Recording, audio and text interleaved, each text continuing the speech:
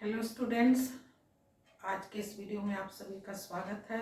अगर मेरे चैनल में पहली बार आए हो तो सब्सक्राइब कर लो, साथ में बेल आइकन दबा दो ताकि मेरा वीडियो तुमको जल्दी मिल जाए। क्रिया में विकार या रूपांतर, ये हम तुम लोग को बता रहे थे कि किन किन कारणों से क्रिया में विकार आता है या उसके रूप में अंतर आ जाता है।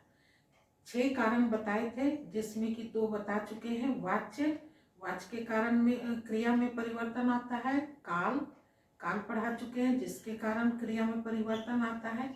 आज हम लोग जानेंगे वृत्ति यानी मूड। वृत्ति क्या है जिसके कारण क्रिया में परिवर्तन आता है। तो स्टूडेंट्स, क्रिया के जिस रूप से कर्ता के प्रयोजन यानी कि कर्ता का अभिप्राय क्या है, उसका मतलब क्या है, कहना क्या चाहता है, उसकी ओर अगर संकेत करता है कौन? क्रिया जिस रूप में भी हो और वो कर्ता के प्रयोजन यानी उसका कर्ता का अभिप्राय क्या है, उसके कहने का मतलब क्या है, वो कहना क्या चाहता है, उस ओर संकेत करता है क्रिया, तो उसे ही वृत्ति कहते हैं।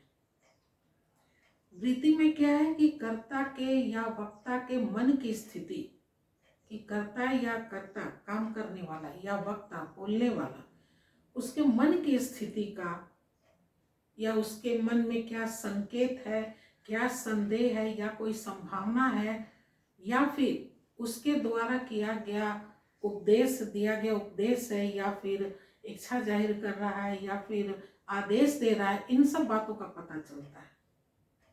इसे ही वृत्ति कहते हैं।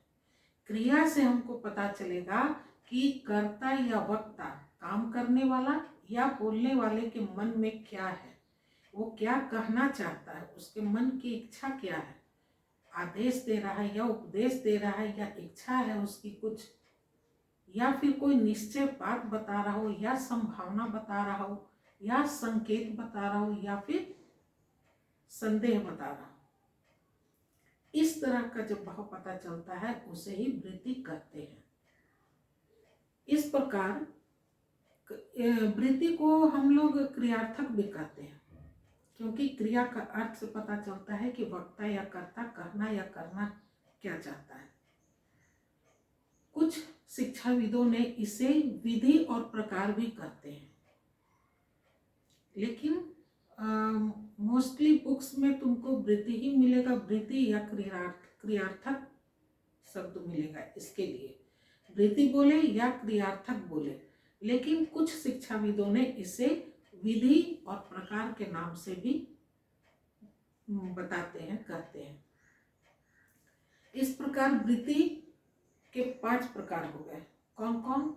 विधेयर्थक, विधेयर्थ, निश्चयार्थ, संदेहार्थ, संभावनार्थ, संकेतार्थ।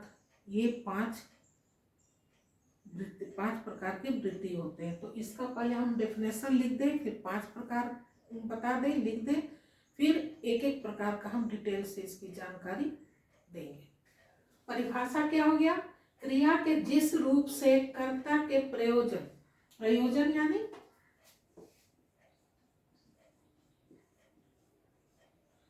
प्रयोजन कहते हैं अभिप्राय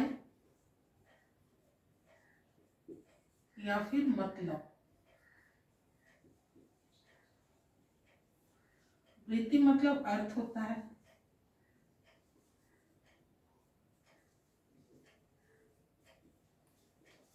तो क्रिया के जिस रूप से कर्ता के यानी काम करने वाला या बोलने वाला जो भी हो, कर्ता के प्रयोजन यानी उसके कहने का अभिप्राय क्या है, उसका मतलब क्या है, या उसकी वृत्ति यानी अर्थ, उसका अर्थ क्या है, अर्थ यानी वही मतलब, कहना क्या चाहता है, की ओर संकेत करता है, उसे वृत्ति कहते हैं।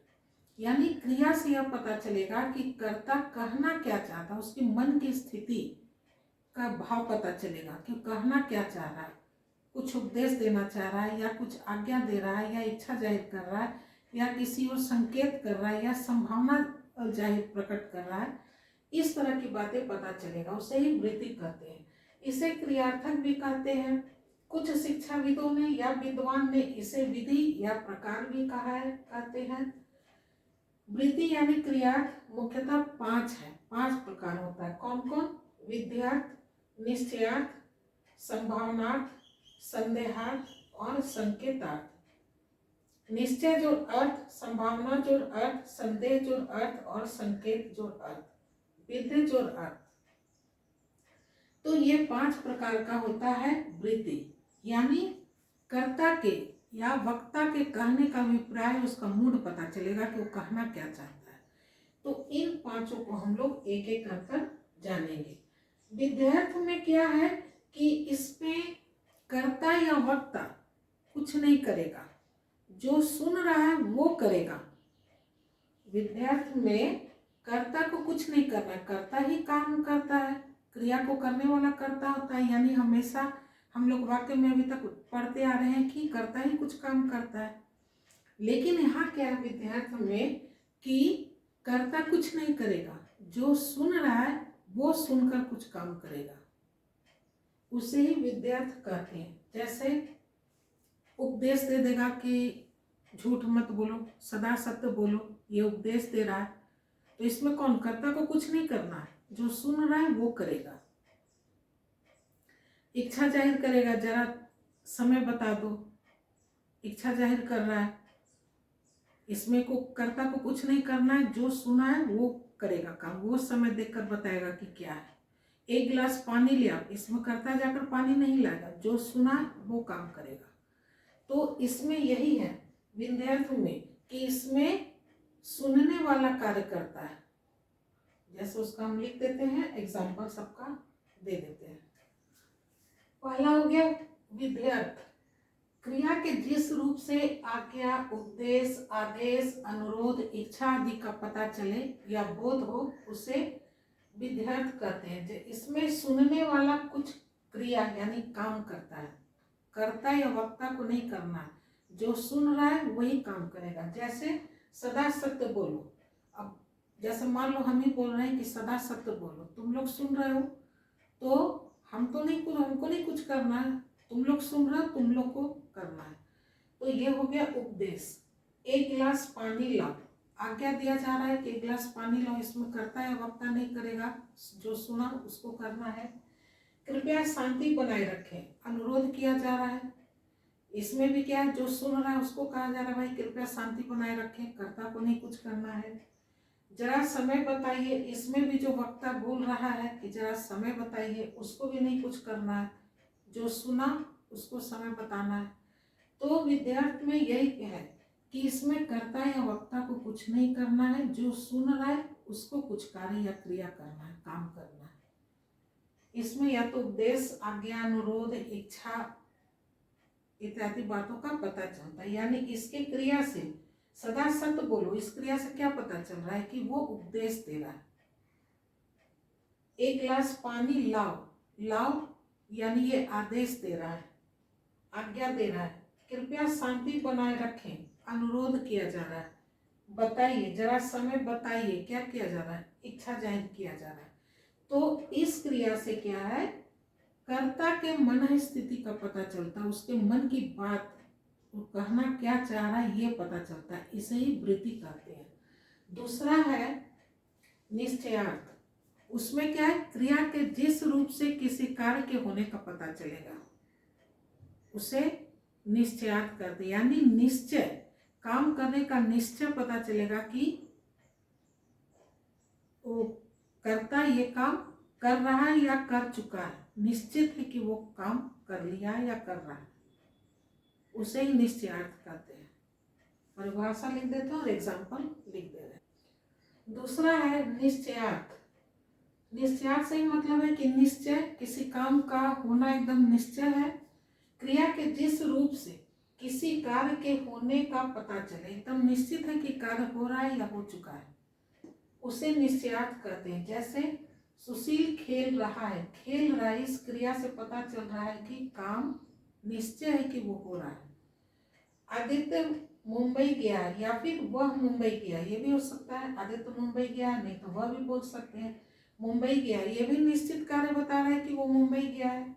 मैं पढ़ता हूँ, ये भी कार्य निश्चित है कि पढ़ रहा है वो।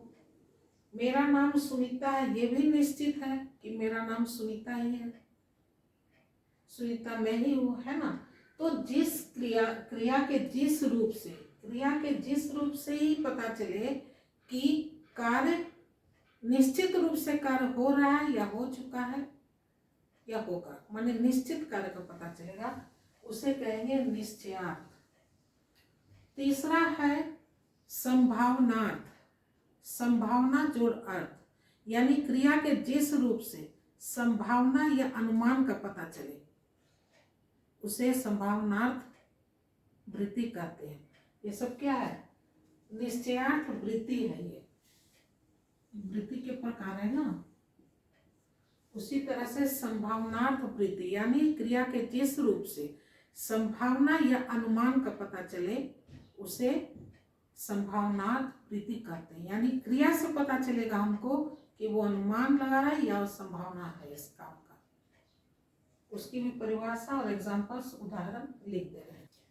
तीसरा है संभावनार्थ वृत्ति, क्रिया के जिस रूप से संभावना या अनुमान का पता चले। कि क्या चीज का पता चलेगा? संभावना या अनुमान का पता चले उसे संभावनार्थ वृत्ति कहते हैं। जैसे शायद मैं प्रथम आऊं, ये उम्मीद कर रहा है, अनुमान लगा रहा है कि शायद हम क्लास में फर्स्ट आए। शायद आज वर्षा हो, ये भी अनुमान लगाया जा रहा है कि आज वर्षा हो। शायद आज शाम को शायद पिताजी दिल्ली जाए, ये भी संभावना प्रकट कर रहा है कि शायद पिताजी आज दिल्ली जाए। जा भी सकते हैं, नहीं भी जा सकते, ये संभावना बता रहा है कि शायद जाए, नहीं भी जा सकते। ये कोई कंफर्म नहीं, निश्चय कार्य नहीं बता रहा है, संभावना या अनुमान बता रहा है। इस प्रकार का जो क्रिया है वो कहलाता है संभावनार्थ वृत्ति। चौथा है संदेहार्थ वृत्ति। तो संदेहार्थ में क्या होगा? संदेह बताएगा, यानी कि क्रिया के जिस रूप से संदेह या अनिश्चय का भाव प्रकट हो उसे संदेहार्थ वृत्ति कहते हैं। उसकी भी परिभाषा और एग्जाम्पल लिख दे रहे हैं। चौथा है संदेहार्थ वृत्ति, क्रिया के जिस रूप से संदेह या अनिश्चय, संदेह प्रकट होगा या अनिश्चय का भाव प्रकट होगा, यानी निश्चित नहीं है, उसे कहेंगे संदेहार्थ वृत्ति कहलाता है। जैसे नेहा मेरी प्रतीक्षा करती होगी, इस प्रकार का क्रिया कंफर्म नहीं बताता है, संदेह प्रकट कर रहा है कि मेरी प्रतीक्षा करती होगी, कर भी रही होगी या नहीं भी कर रही होगी। पिताजी ऑफिस से आ गए होंगे, ये भी कंफर्म नहीं है, निश्चित नहीं है कि वो आ गए हैं, आ गए होंगे। इस प्रकार का क्रिया जो है वो संदेह प्रकट करता है। बच्चे खेल रहे होंगे, अब खेल रहे हैं या घर वापस आ गए या कुछ और कार्य कर रहे हैं, कुछ काम कर रहे हैं, ये पता नहीं है, निश्चित नहीं है।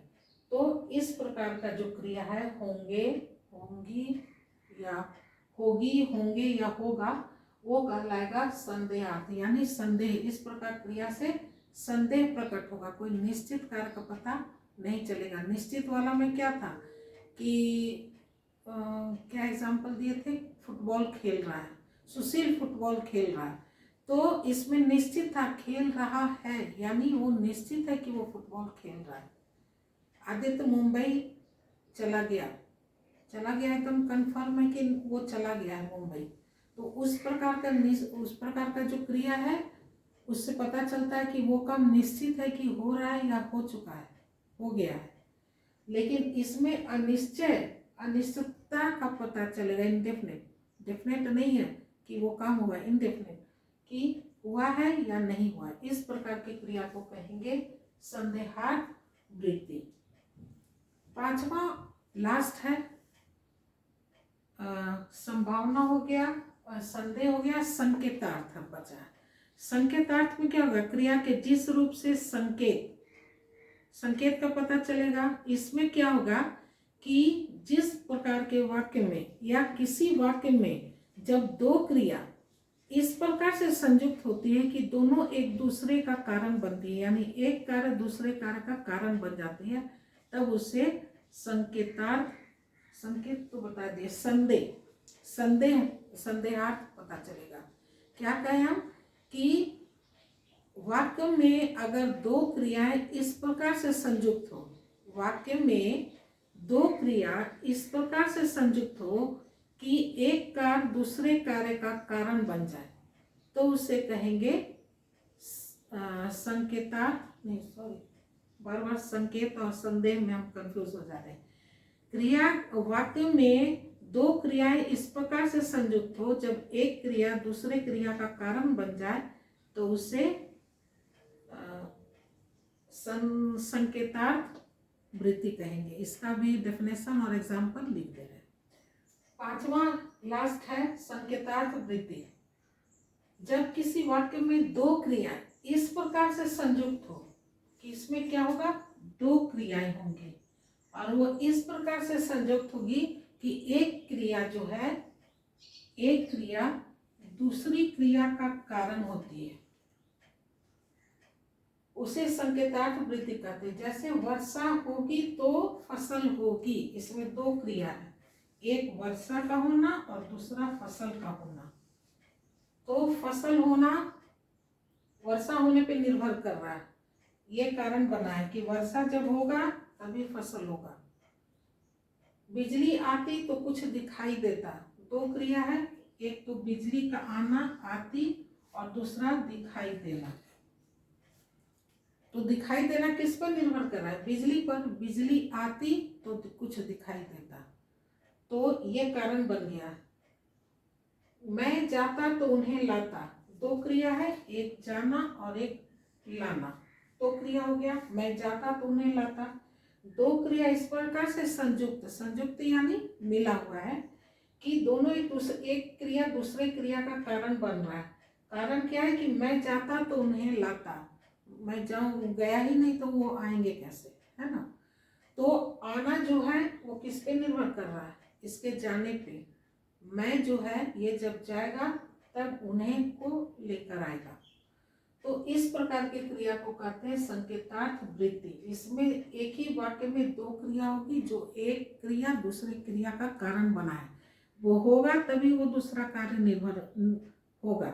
दूसरा कार्य जो है पहले कार्य पे निर्भर करेगा, प्रधान कार्य पे। तो इस प्रकार के क्रिया को कहते हैं संकेतार्थ वृत्ति। अब हम इसका क्या करते हैं कि एक टेबल ऐसा बना देते हैं जिससे कि अब तक जितना भी पढ़ा है वाच्य, काल और वाच्य का प्रयोग और इसका वृत्ति, इन चारों का एक तालिका बना देते हैं जिससे कि याद करने में तुम लोगों को आसानी हो जाएगा, सुविधा हो जाएगा। क्रियाओं के वाच्य, काल, प्रकार या वृत्ति पढ़ाते वक्त बताए थे कि कुछ शिक्षाविदों ने इसे प्रकार या विधि भी बताया है। तो वृत्ति बोले प्रयोगादि की तालिका। वाच्य पहला, कर्तृवाच्य, कर्मवाच्य, और